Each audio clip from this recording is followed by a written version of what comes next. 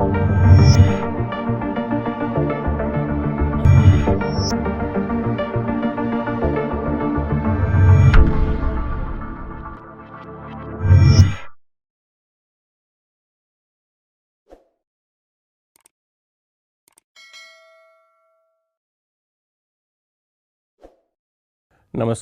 मैं doctor Alok Chauhan, convener geography, Vardhman Mahaveer open university Kota.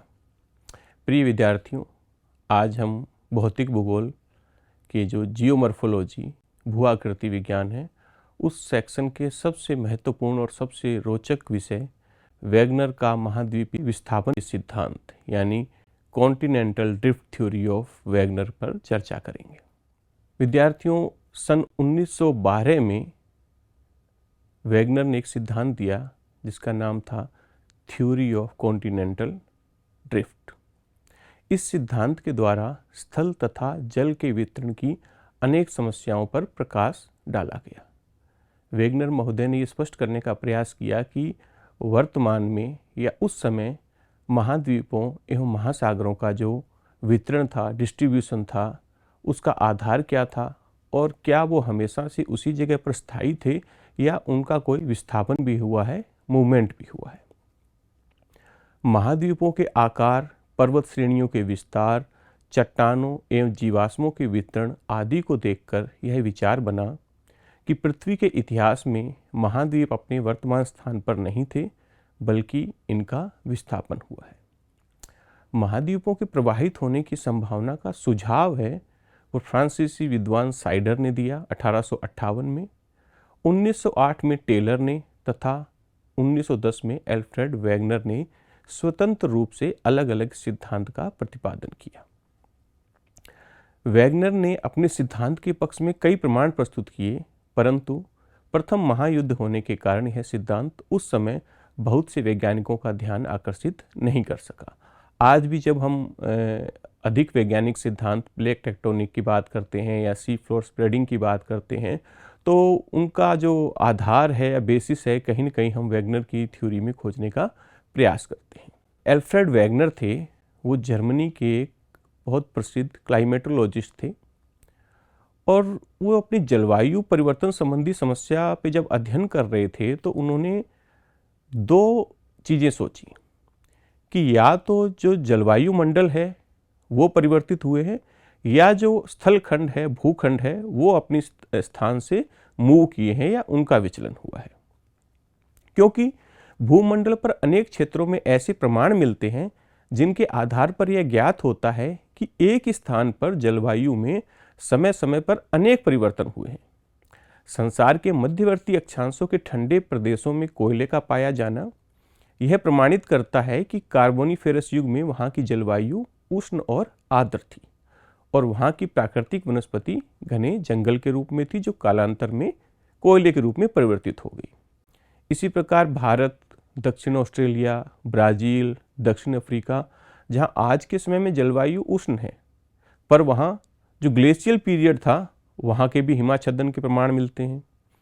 इससे यह पता लगता है कि या तो जलवायु कटिबंधों का स्थानांतरण हुआ है और यदि जलवायु कटिबंध स्थिर रहे हैं तो निश्चित रूप से ही स्थल भागों का स्थानांतरण हुआ है, जो कि अधिक सही प्रतीत होता है।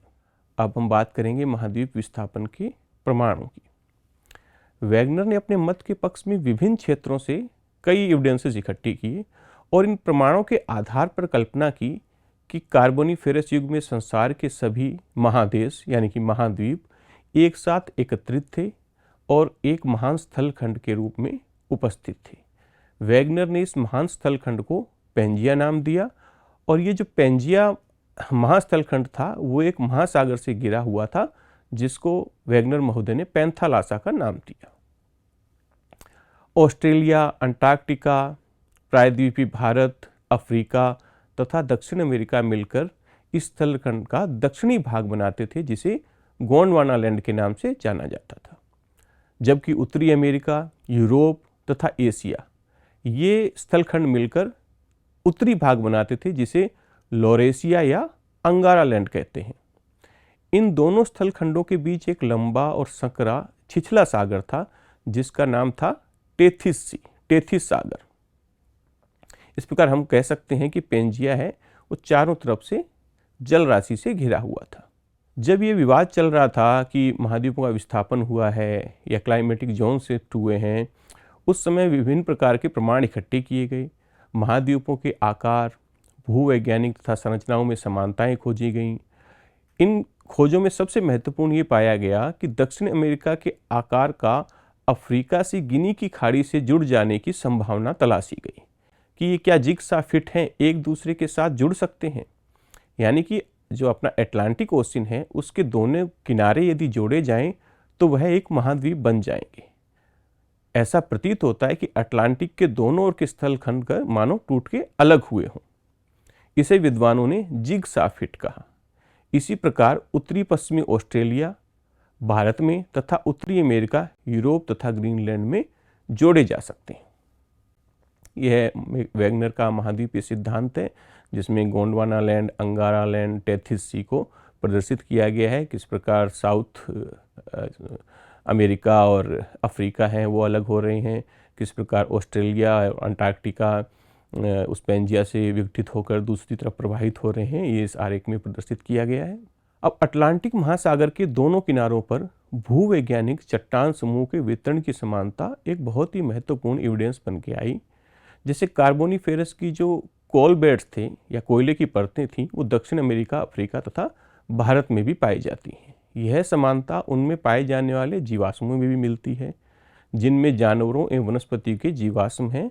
साथ ही प्राचीन पर्वतमालाएं भी अटलांटिक के दोनों किनारों पर मिलती हैं। ऐसा प्रतीत होता है जैसे एक ही पर्वतमाला के हिस्से हैं जो कालांतर में टूटकर अलग हो गए। बहुत ज़्यादा अध्ययन करने से, इन डेप्थ स्टडी करने से पता चला कि लेमिंग नाम के कई ऐसे जीव हैं जो एक भाग से दूसरे भाग तक पहुंच सकते हैं। इससे प्रतीत होता है कि प्राचीन काल में महाद्वीप आपस में जुड़े रहे होंगे।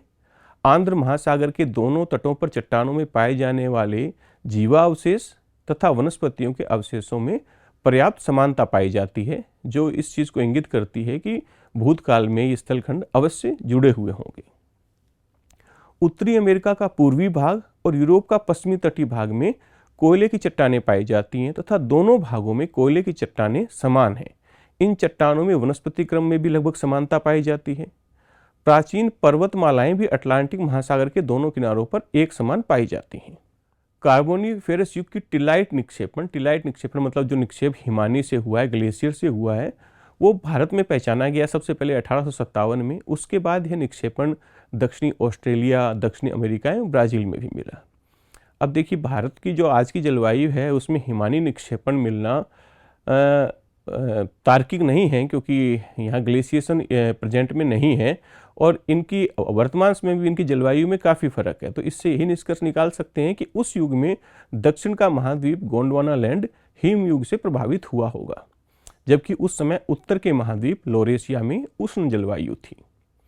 इस हिमयुग के अन्य प्रमाण भी दक्षिणी अमेरिका में भी मिले हैं, जैसे हिम से अपर्दित शिलाएं, रोस मोटाने, शिलाओं में कटे हुए वैसिन, ड्रमलिन, हिम के द्वारा दूर दूर से लाई गई शिलाएं, टिल्लाइट निक्षेपण आदि चट्टानों में समानता मिलती है।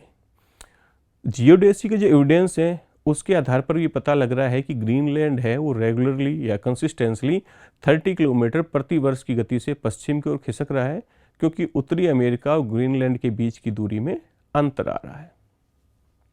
इसके साथ ही जो अन्य महत्वपूर्ण प्रमाण हैं वो हैं पुरा चुंबकीय आंकड़े। पुरा चुंबकीय मतलब प्राचीन समय में जो चुंबकीय आंकड़े थे उनकी उपलब्धता क्या कहती है।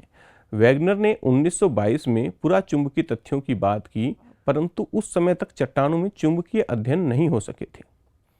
लेकिन 60 के दशक में बड़े पैमानों में चट्टानों के पुरा चुंबकीय अध्ययन हुए।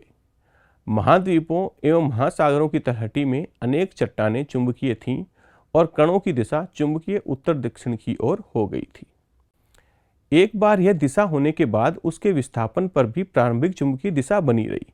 इस प्रकार एक विशेष युग की चट्टानों के बनने के समय चुंबकीय ध्रुवों की स्थिति जानी जा सकी। जब विभिन्न कालों में ध्रुव की स्थिति का मानचित्रण किया गया तो पता चला कि ध्रुवों के संदर्भ में महाद्वीपों की क्या स्थिति थी। इससे यह ज्ञात करने में मदद मिली कि महाद्वीपों का विस्थापन किस दिशा में हुआ है। अब इतने साक्ष्य जुटाने के बाद वैगनर महोदय ने प्रमाणित किया कि लगभग 400 से 450 मिलियन वर्ष पूर्व सभी स्थलखंड एक पिंड पेंजिया के रूप में विद्यमान थे, जो बाद में महाद्वीपीय प्रवाह के कारण पेंजिया का विभाजन हो गया, जिससे विभिन्न स्थल भाग एक दूसरे से अलग होकर वर्तमान रूप में स्थित हो गए। खोजों के द्वारा यह संभावना व्यक्त की गई कि दक्षिण अमेरिका तथा अफ्रीका लगभग 250 मिलियन वर्ष पूर्व टूटकर अलग हुई। वैगनर का महाद्वीपीय सिद्धांत है जो बता रहा है कि विभिन्न कालखंडों में इसमें किस प्रकार से महाद्वीपों का विस्थापन हुआ। आप इसमें देखिए, अपर कार्बोनिफेरस में दक्षिणी अमेरिका, अफ्रीका, अंटार्कटिका, ऑस्ट्रेलिया आपस में जुड़े हुए हैं। इयोसीन में आप देखिए कि इनके बीच में थोड़ी दूरी हुई है, और प्रारंभिक प्लीस्टोसीन में ये अभी के जो लगभग वर्तमान स्वरूप है उसमें अपने स्थान पर ये पहुंच गए हैं। अब प्रभाव सिद्धांत की प्रक्रिया क्या थी, मैकेनिज्म क्या थी उनके इस प्रभाव सिद्धांत की। तो शुरू में तो जो वैगनर महोदय थे उनका उद्देश्य था कि जलवायु परिवर्तन संबंधी जो आंकड़े हैं ढूंढना, पर बाद में वैगनर ने कई सारी समस्याओं को एक साथ सुलझाने का प्रयास किया। वैगनर ने एक विशाल महाद्वीप जिसका नाम पेंजिया था, जब सभी जुड़े हुए थे, चट्टानों की बनावट के आधार पर पृथ्वी को 3 पदार्थों से बना हुआ माना। तलहटी की चट्टानें अपेक्षाकृत भारी पदार्थ की बनी हैं जिसे सीमा कहते हैं। भीतरी भाग निफे है, जैसा कि हमने इंटीरियर ऑफ अर्थ के लेक्चर में पढ़ा था कि पृथ्वी की 3 आंतरिक परतें हैं, सियाल, सीमा और निफे। तो वैगनर महोदय ने भी इसी को स्वीकार किया, और इस प्रकार सियाल के बने महाद्वीप पृथ्वी की सतह पर एक जगह एकत्रित हो पेंजिया के रूप में उपस्थित था। इसमें उत्तर का महाद्वीप लवरीसिया और दक्षिणी भाग गोंडवाना लैंड था। गोंडवाना लैंड आज की तुलना में दक्षिण ध्रुव के निकट केंद्रित था तथा दक्षिण अफ्रीका इस ध्रुव के निकट था। ऐसा विश्वास किया जाता है कि मेसोजोइक काल में दक्षिण महाद्वीप टूटने लगा। इसके उपरांत उत्तरी तथा दक्षिणी अमेरिका टूटकर अलग हुए। इसी तरह अफ्रीका, भारत तथा ऑस्ट्रेलिया विस्थापित हुए एवं बीच में हिंद महासागर बना। इसी तरह उत्तरी एवं दक्षिणी अमेरिका एवं अफ्रीका और यूरोप के बीच अटलांटिक सागर बना। ये वैगनर ने दर्शाया, या हम देख सकते हैं कि अटलांटिक महासागर के दोनों तटों पर पर्वत क्रम में किस प्रकार की समानता है, जो चट्टानें हैं वो किस युग की हैं और उनमें किस प्रकार की स्ट्रेटिग्राफिकली या हम कहें पेट्रोलॉजिकल समानताएं हैं। अब हम वैगनर के सिद्धांत की समालोचना करते हैं। इसमें वैगनर ने अपने प्रभाव सिद्धांत द्वारा अनेक समस्याओं को सुलझाने का प्रयास किया। उन्होंने कहा कि स्थल भाग के प्रवाह तथा स्थानांतरण के लिए कुछ न कुछ शक्ति का उल्लेख किया गया है, परंतु एक ऐसा बिंदु है जिसको वैगनर ठीक से साबित नहीं कर सके। इस सिद्धांत के विरुद्ध सबसे बड़ी आलोचना यह है कि वैगनर ने महाद्वीपीय प्रवाह के लिए जिन शक्तियों का उल्लेख किया है वे शक्तियां सर्वथा असमर्थ हैं। महाद्वीपों का पश्चिम की ओर प्रवाह का कारण वैगनर ने चंद्रमा और सूर्य की ज्वारीय शक्ति, टाइडल फोर्स बतलाया है, किंतु यह प्रभाव तभी संभव है जब यह ज्वारीय शक्ति वर्तमान शक्ति से कई लाख गुना अधिक हो, क्योंकि स्थल के प्रवाह के लिए शक्ति का अभाव जान पड़ता है कि इतनी शक्ति नहीं रही होगी कि इतना बड़ा स्थलखंड मूव कर जाए, और विषुवत रेखा की ओर प्रवाह उत्पन्न करने वाली शक्तियां, जिसको फोर्स ऑफ बायोवेंसी, प्लवनशीलता का बल कहा है, वो भी अपर्याप्त ही लगता है। बहुत से वैज्ञानिक ये प्रश्न भी उठाते हैं कि पेंजिया का टूटना मेसोजोइक काल में ही क्यों प्रारंभ हुआ, इससे पहले क्यों नहीं टूटा। महाद्वीपीय विस्थापन गुरुत्वाकर्षण के कारण हुआ तो यह पृथ्वी के प्रारंभिक इतिहास में क्यों नहीं हुआ। इसी प्रकार दूसरी आपत्ति यह उठाई गई कि यदि महाद्वीप बिना किसी रुकावट के सीमा के तैरते थे तो यह कैसे संभव है कि पश्चिम दिशा में प्रवाहित होते हुए सियाल के किनारों में वलन पैदा हो गया। जब कोई रुकावट ही नहीं है तो वलन कैसे पैदा हो सकता है। होम्स ने कहा कि ऐसा संभव है कि प्रवाह के कारण तटीय तलछटी चट्टानें पर्वतों में बदल जाएं और समुद्र तल की चट्टानों ने मुड़कर पर्वतों का निर्माण किया होगा। वैगनर ने महाद्वीपीय प्रवाह का समय एवं दिशा पर भी ठीक प्रकार से प्रकाश नहीं डाला है। वैगनर के अनुसार महाद्वीपों का विस्थापन कार्बोनिफेरस युग के बाद प्रारंभ होता है। इसके पहले पेंजिया किस कारण से स्थिर रहा। वैगनर ने कार्बोनिफेरस युग के पहले के संबंध के बारे में भी कुछ नहीं कहा है। इस प्रकार यदि सभी पहलुओं पर विचार करें तो हम ये कह सकते हैं कि समय के साथ नए अनुसंधानों ने वैगनर के सिद्धांत की पुष्टि की है। आधुनिक विचार जो प्लेट टेक्टोनिक है, प्लेट विवर्तनिकी सिद्धांत है, वो भी इस जो वैगनर का सिद्धांत है उसकी जो आधारभूत चीज़ें हैं उसको स्वीकार करता है। इस सिद्धांत के अनुसार, प्लेट टेक्टोनिक सिद्धांत के अनुसार, पृथ्वी की सतह से करीब 200 किलोमीटर की गहराई के मेंटल में जो संवहनिक धाराएं चल रही हैं उसके कारण समुद्र तली के परपटी के हिस्से या प्लेट एक दूसरे से टकराते हैं एवं महाद्वीपों के किनारों पर भीतर की ओर मुड़ जाते हैं और पृथ्वी के भीतर गर्म लावा में मिल जाते हैं, जबकि परपटी की दरारों के निकट पिघला लावा भूगर्भ पर जम जाता है। इसके कारण नवीन परपटी का निर्माण होता है। इस प्रकार परपटी के विस्थापन से महाद्वीपों का विस्थापन होता है। समय समय पर प्रतिपादित विभिन्न विचारों के आधार पर वैज्ञानिकों यह मानते हैं कि पृथ्वी के भूगर्भिक इतिहास में महाद्वीपों का विस्थापन होता रहा है। समय के साथ नई नई खोजों से विस्थापन के संबंध में नए प्रमाण मिल रहे हैं और वर्तमान समय में महाद्वीपीय विस्थापन सिद्धांत पहले से अधिक मान्य है। धन्यवाद।